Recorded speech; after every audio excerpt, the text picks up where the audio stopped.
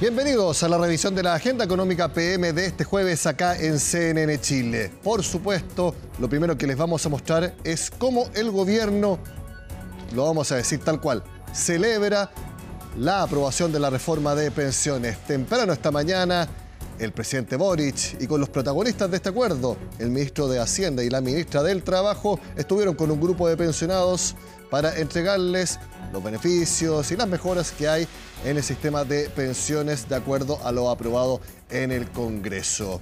Y una pregunta hay que es muy importante, es la que ustedes ven en pantalla. ¿Cuándo comienzan los beneficios? ¿El alza en la PGU? ¿Cuándo empieza también a aumentar la cotización? En definitiva, ¿cuándo se empieza a implementar la reforma ya aprobada? Es lo que nos cuenta Natalia Muñoz. No tengo bien clara la película. ¿Cuándo empezar a regir los beneficios que va a tener? De los tramos, de cuándo va a ser efectiva y a quiénes va a beneficiar primero. No está muy claro, porque creo que empieza no al tiro, hay que esperar. Son muchas las dudas que quedan sobre la implementación de la aprobada reforma de pensiones. La más repetida, ¿cuándo va a comenzar a regir? Los tiempos son los siguientes. Ayer se despachó el proyecto de ley. Este proyecto de ley tiene que ir al Tribunal Constitucional, además, más allá de que se haga reserva de constitucionalidad porque modifica algunas leyes orgánicas. Por ejemplo, esto para poder explicarlo, en materia de cobranza previsional, modifica normas orgánicas de los tribunales. Esto toma su tiempo, evidentemente, pero estimamos que en marzo podría publicarse el proyecto de ley. Y una vez que se publique el proyecto de ley, ya pueden comenzar los primeros cambios y beneficios. Lo principal será el aumento en las pensiones. ¿Cuál es el beneficio para nosotros, los más de edad, no? Que es lo que me interesa a mí. Este va de la mano con el incremento de la pensión garantizada universal y el pilar solidario dentro de la cotización. Una vez publicado el proyecto de ley, empiezan los 6 meses para pagar el primer aumento de PGU, que es para 500.000 personas, ¿ya? Entonces, si uno saca la cuenta, estaríamos, después de marzo, aproximadamente en septiembre, pudiendo pagar los primeros aumentos de PGU. El primer tramo será para los pensionados de 82 años o más. A ellos se les aumentará en primera instancia 250.000 pesos la pensión garantizada universal. A los 18 meses de publicada la ley, es decir, 1 año y medio después, la recibirán quienes tengan 75 años o más. Y 2 años y medio después, es decir, a finales del 2027, sería turno de los jubilados mayores de 65. Ojo que es solo para quienes sean parte del 90% más vulnerable de la población. Yo al menos tengo dudas. No me quedó muy claro cómo voy a hacer este sistema mixto que se planteó y cuáles son las bases principales de esta reforma. Chile va a tener un verdadero sistema mixto de pensiones, con 3 pilares de contribución. Además del aporte del Estado a través de la PGU, se fortalecerá el ahorro personal para mejorar las pensiones del futuro y se crea un nuevo seguro social para subir las pensiones de ahora y las de los próximos años. Esto va a ser posible gracias a que los empleadores también comenzarán a cotizar. La reforma del gobierno establece un 7% de cotización adicional para los empleadores. Serán 9 años de implementación de la reforma, donde la cotización irá aumentando. Los 2 primeros sube 1% anual, al 5º año estarán en 4,2% y así se llega a 9, con las obligaciones previsionales ya elevadas en 7%. Pero se podría aumentar incluso 11 años más. Esta reforma introduce cambios importantes a la industria de las AFP, que presionaron mucho para que esta no viera la luz, para que esta industria sea más eficiente y esté orientada al bienestar de las personas más que al negocio de unos pocos. Estas modificaciones son un incentivo para que aumente la competencia, para que entren nuevos actores. Cada 2 años se licitará el 10% de los afiliados, el que será ganado por el inversor que ofrezca el menor costo en comisiones, que deberá mantenerse por 5 años, pero no será inmediato. El llamado a licitación se va a realizar 2 años y 5 meses después de publicada la ley. Luego, 4 meses después, se realizará la adjudicación de esta licitación. Esto es 2 años y 9 meses después de publicada la ley. Y el traspaso de los afiliados licitados será recién 3 años después. Antes se pondrá fin a los multifondos y se reemplazarán por al menos 10 fondos generacionales, estructurados según rangos etarios que comenzarán a regir 25 meses después de publicada la ley, es decir, 2 años. A pesar de que la reforma de pensiones ya está aprobada y será ley de nuestro país, quedan las dudas sobre la sostenibilidad fiscal, porque si bien el Consejo Fiscal Autónomo revisó el proyecto, todavía no evalúa si las indicaciones que se le hicieron realmente fueron adecuadas, tal como lo explica Fernanda Moya. La sostenibilidad fiscal de la reforma de pensiones a largo plazo es un punto que aún genera dudas entre expertos y autoridades. El costo fiscal de la reforma alcanzaría aproximadamente 126.699 millones en el año 2025, debido al aumento de la PGU, el mayor gasto en cotizaciones que tendrá que pagar el Estado por los empleados públicos, la mayor recaudación fiscal por aumento en la cotización y el aporte que el Estado haría al FAP, el nuevo organismo autónomo encargado de administrar el seguro social. Seguiremos, ¿no es cierto?, con un crecimiento en torno al 2%. Por tanto, ¿qué sucede? Que finalmente otras áreas sensibles para la ciudadanía, como salud, seguridad, que también buscaba financiar el pacto fiscal, se van a ver fuertemente presionadas a que tengan, ¿no es cierto?, déficits importantes en su financiamiento. La fuente de ingresos permanentes que contribuye a financiar los gastos de la reforma es la Ley de Cumplimiento Tributario, pero esta recaudaría 1/3 de lo que contempló el Ejecutivo en un comienzo. La incertidumbre acerca de si es sostenible el gasto público que implica la reforma sigue siendo motivo de debate. Un reciente estudio del Colegio de Contadores advirtió que su aplicación podría dejar al país sin margen para avanzar en otros cambios tributarios clave como la reforma de impuesto a la renta. Otros mencionan que será necesario reajustar las prioridades. Y la pregunta es si nuestras platas públicas dan para apalancar aquello.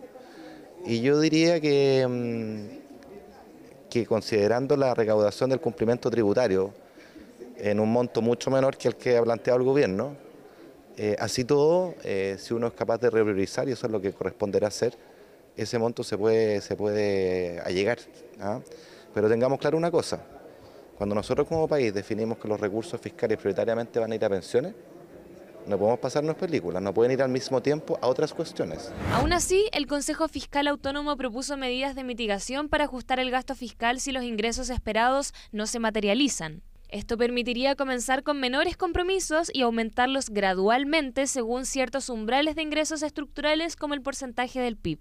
En respuesta a estas recomendaciones, Hacienda estableció que si la recaudación de la Ley de Cumplimiento Tributario es menor a la proyectada, lo que podrá evaluarse luego de 3 años, el alza en la cotización desde el 5º año será de 0,5% en vez de 0,7%, extendiendo la transición de 9 a 11 años. Sin embargo, no se consideró la posibilidad de graduar la entrega de los beneficios. Identificamos 11 riesgos y para cada riesgo propusimos medidas de mitigación. Entendemos que algunas de esas medidas han sido acogidas en el mismo proyecto y hay otras que el gobierno ha planteado que las acogerá en conceptos o herramientas adicionales. Nosotros aún no hemos hecho una evaluación exhaustiva porque lo que nosotros queremos hacer es una evaluación punto por punto y aún no hemos hecho esa evaluación, la vamos a hacer, la tenemos comprometida y vamos a, si es que corresponde, insistir en cualquier aspecto que consideremos que no haya quedado bien cubierto. Importante análisis teniendo en cuenta la redistribución en la carga del sistema de pensiones en un contexto de estrés fiscal. Por un momento dejamos de hablar de pensiones porque al regreso en Agenda Económica estará con nosotros el gerente general de Scotiabank en nuestro país para contarnos, por ejemplo, si es que realmente van a bajar las tasas hipotecarias con el proyecto de ley que anunció el gobierno. De ese y otros temas hablamos al regreso.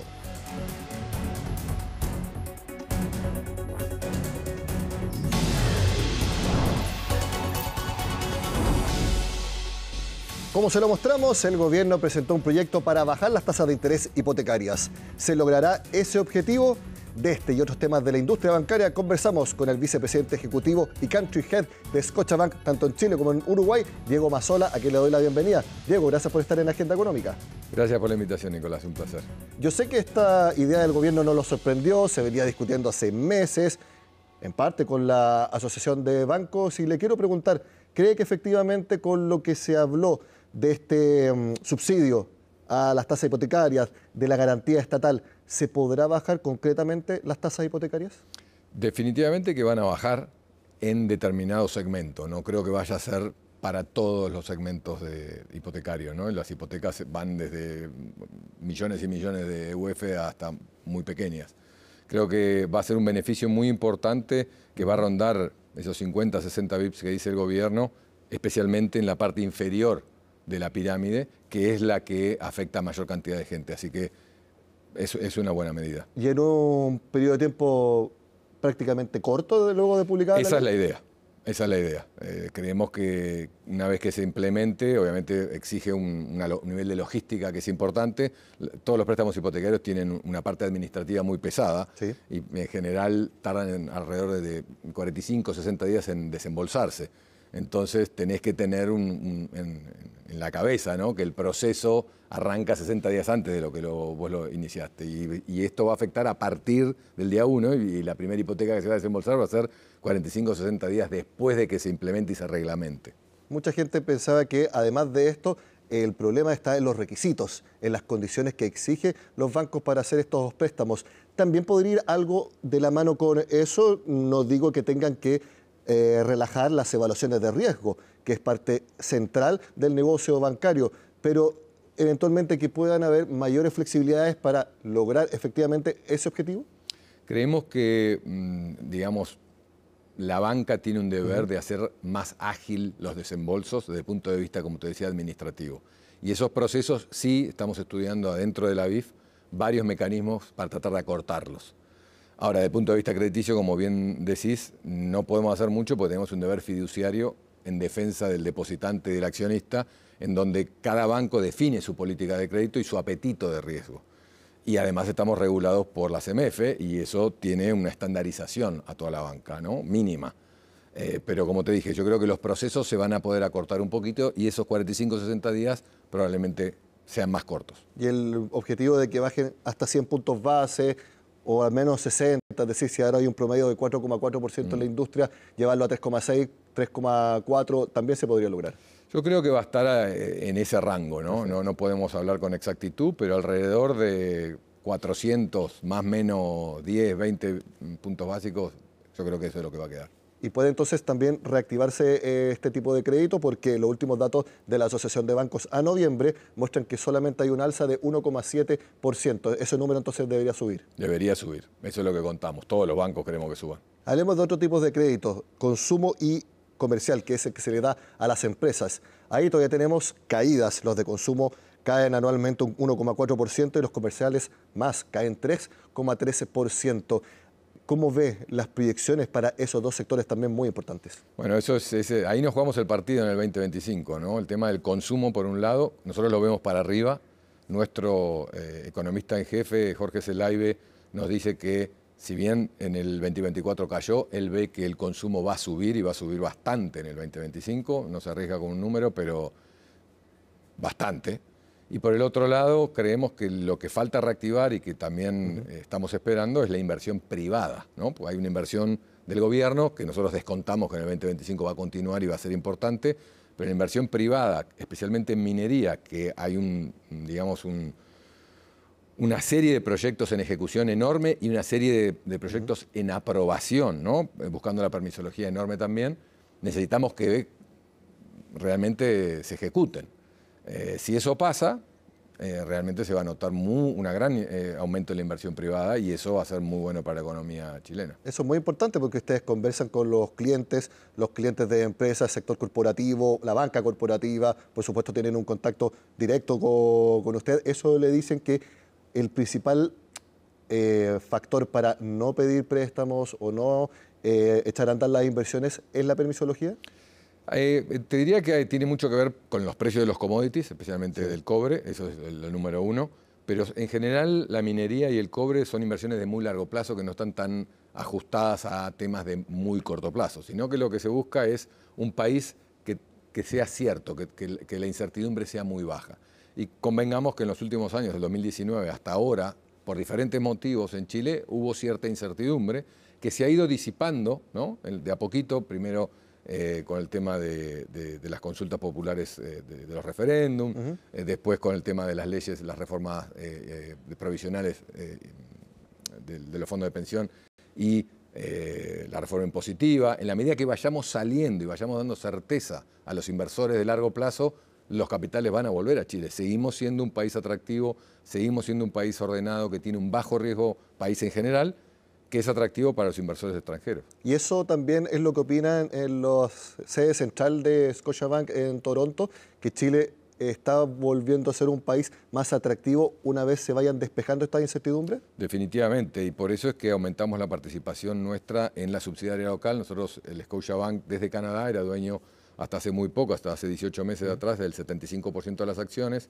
el otro 25% era de la familia Said, y hoy el accionista canadiense compró a la familia Said y la familia Said quedó como accionista del banco en Canadá, en el holding, ¿no? en la casa matriz.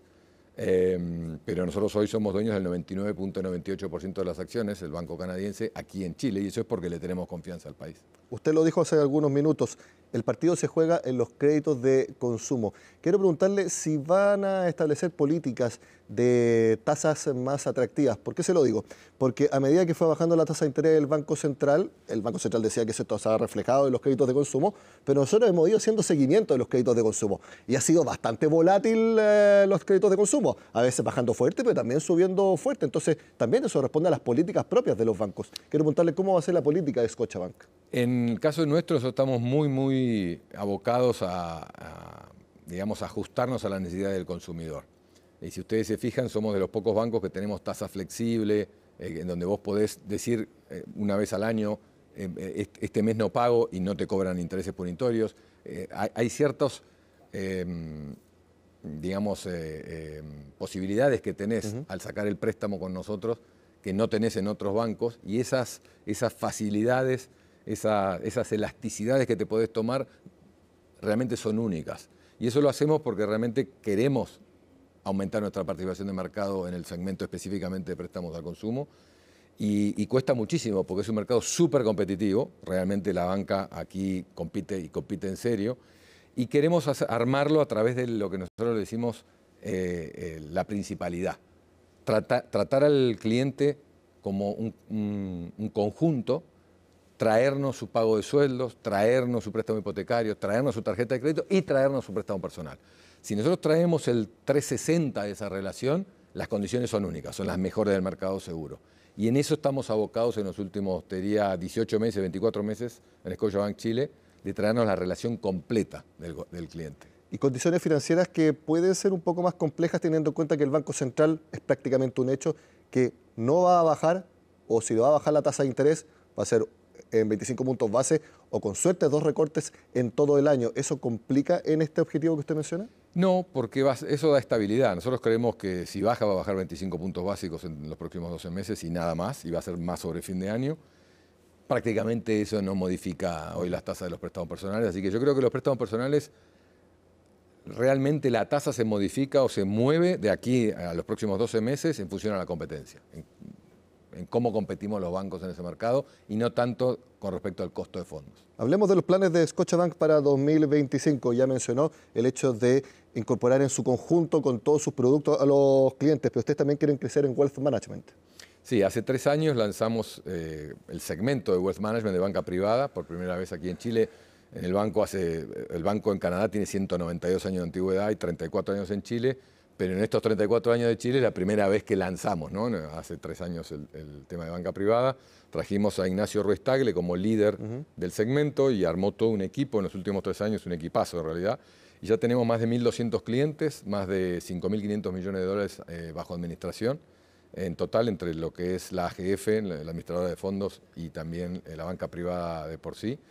Y creemos que tenemos mucho valor para agregar. La banca privada canadiense es bien especial, tiene oportunidades únicas, tiene productos únicos, como por ejemplo las LLC canadienses, ¿no? Las compañías de administración de fondos canadienses. Tenemos fondos puros nuestros que nosotros mismos originamos de cero. También vendemos fondos de terceros, ¿no? Fondos mutuos de terceros. Pero tenemos una gran, creo que el secreto del equipo que armamos es la capacidad de nuestros empleados, ¿no? De nuestros advisors, ¿no? De nuestros empleados que están atrás de este negocio, especialmente atrás de Ignacio. Creo que es el verdadero secreto del éxito. Y dentro de esos productos, en general, ¿están prefiriendo activos en el extranjero? Se ha hablado mucho de la salida de capitales de nuestro país, incluso algunos estudios de Family Office, que prácticamente 2/3 de sus activos están invertidos afuera. ¿La cartera que ustedes le ofrecen a sus clientes también está principalmente con inversiones en el extranjero? Los productos principalmente son onshore, son en Chile, pero tenemos obviamente oferta offshore. Te diría que en nuestro caso no más de entre un 15% de los activos, no más de eso, tal vez llegue en algún caso al 20%, esté basado offshore. En general, los clientes nuestros prefieren invertir aquí en Chile. ¿Por qué principalmente ellos quieren invertir acá y por qué también ustedes prefieren también los activos locales? Nosotros no preferimos, le ofrecemos todo, pero yo creo que el chileno de por sí cree en su país y cree en tener los fondos aquí. No tienen esa, digamos, los argentinos, los brasileños especialmente, y como tenemos oportunidad de comparar, ellos prefieren, están al revés, están 80% en el exterior y 20% en sus países. En Chile es al revés, 80% en el país y 15-20% en el exterior. Yo creo que es más cultural y tiene mucho que ver con el éxito que ha tenido Chile en los últimos 30-35 años en la parte macroeconómica. Y esa calidad de productos que hay en Chile, esa estabilidad en todo lo que son las tasas de interés, en el manejo de la inflación, en el manejo, especialmente a través del Banco Central, tiene el manejo del riesgo país, tienen características únicas en Latinoamérica, Chile, y por eso es que el chileno prefiere invertir en su país. ¿Y cómo cree que está actualmente el estado de ánimo de estos inversionistas a la hora de invertir buscando rentabilidad o prefiere refugio a esperar que pase un tiempo? Hoy, acordate que las tasas de Estados Unidos se parecen mucho a las tasas nuestras. Hay, no sé, 50 puntos básicos de diferencia. Sí. Entonces, cuando vos comparás la MPR, ¿no? El Monetary Policy Rate, o la TPM nuestra con la TPM de ellos, no hay tanta diferencia. Entonces yo creo que sí, por ahí algunos piensan en invertir en dólares, y nosotros tenemos cuentas corrientes en dólares, de hecho somos de los bancos más grandes en cantidad de cuentas corrientes en dólares en el país, pero de por sí yo veo que el chileno sigue confiando en su moneda más que en el dólar, sigue confiando en invertir en el país más que en el exterior. Y no digo que sea exclusivamente. ¿Hay diversificación de riesgos? Sí, hay diversificación de riesgos. ¿Hay diversificación de moneda? Sí. Hay más diversificación de moneda que hace 10 años atrás. Hace 10 años atrás era 100% las inversiones en Chile y 100% en pesos o en UF. Hoy ya ves que hay una pequeña diversificación, pero comparado con el resto de Latinoamérica es insignificante. Diego Mazzola, el gerente general de Scotiabank, tanto en Uruguay como en nuestro país. Muchas gracias por este tiempo con nosotros en Agenda Económica. Gracias, Nicolás, un placer. De esta forma terminamos el programa de hoy. Sigan con nosotros acá, en CNN Chile.